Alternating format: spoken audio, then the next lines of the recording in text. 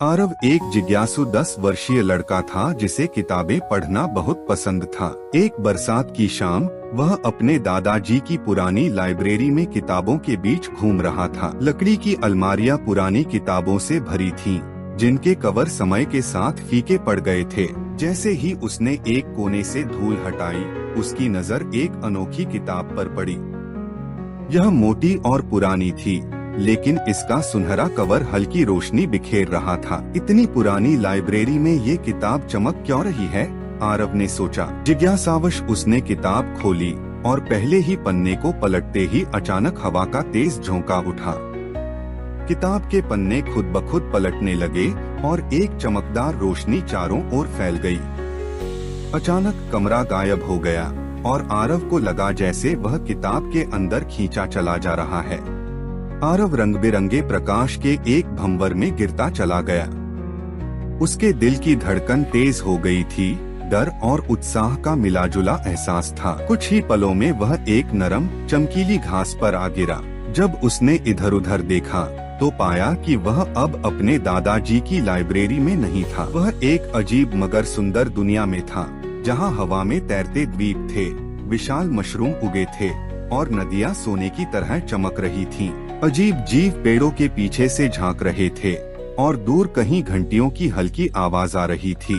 तभी एक बुद्धिमान उल्लू, जिसके सिर पर एक छोटा सा सुनहरा मुकुट था, आसमान से उड़ता हुआ आया और आरव के सामने बैठ गया। स्वागत है आरव, तुम्हें इस जादुई दुनिया से बाहर निकलने के लिए 3 चुनौतियां पूरी करनी होंगी। क्या तुम तैयार हो? उल्लू ने पूछा। आरव कुछ देर झिझका, लेकिन फिर उसने सिर हिला दिया। उसके पास कोई और रास्ता नहीं था। उल्लू के बताए अनुसार आरव एक रहस्यमय जंगल में पहुंचा, जहां पेड़ों के तनों पर इंसानों के जैसे चेहरे बने हुए थे।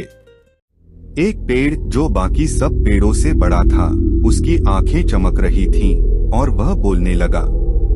अगर तुम्हें आगे बढ़ना है तो मेरी पहेली का उत्तर दो, पेड़ ने गहरी आवाज में कहा। पेड़ ने पहेली पूछी।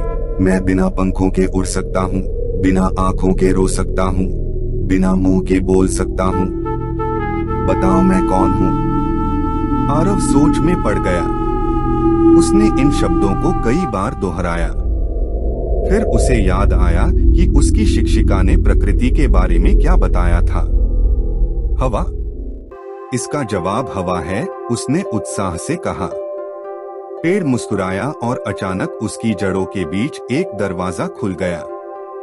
आरव उसमें घुसा और खुद को जंगल के दूसरी ओर पाया। अब आरव एक नदी के किनारे खड़ा था, जो पहली नजर में सामान्य लग रही थी। लेकिन जैसे ही उसने नदी पार करने की कोशिश की, उसे पानी में अजीब प्रतिबिंब दिखने लगे। माँ, वह चौंक गया जब उसने पानी में अपनी माँ की छवि देखी, जो उसे बुला रही थी। फिर उसने अपने दादाजी को देखा, जो उसे हाथ हिला रहे थे। आरव को समझ में नहीं आया कि क्या हो रहा है। तभी उसे उल्लू की बात याद आई, भ्रम पर विश्वास मत करो, अपने दिल की सुनो।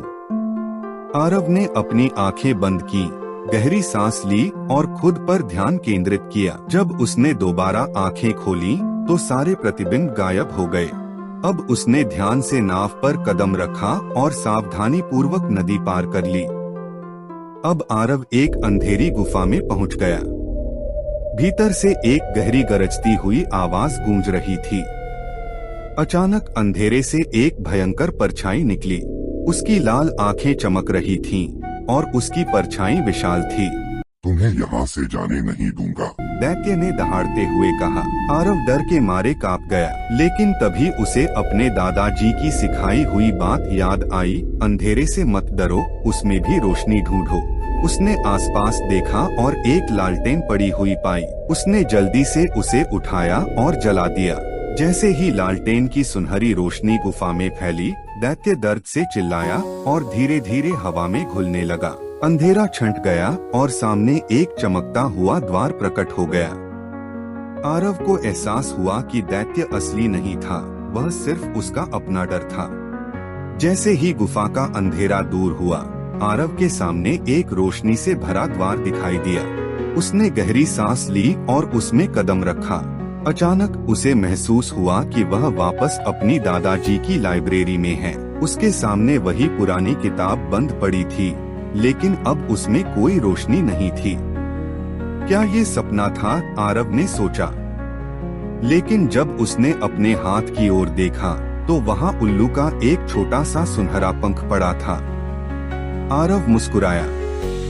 वह न केवल घर वापस आ चुका था, बल्कि उसने एक मूल्यवान सीख भी प्राप्त की थी। साहस, ज्ञान और दयालुता से हर चुनौती को पार किया जा सकता है।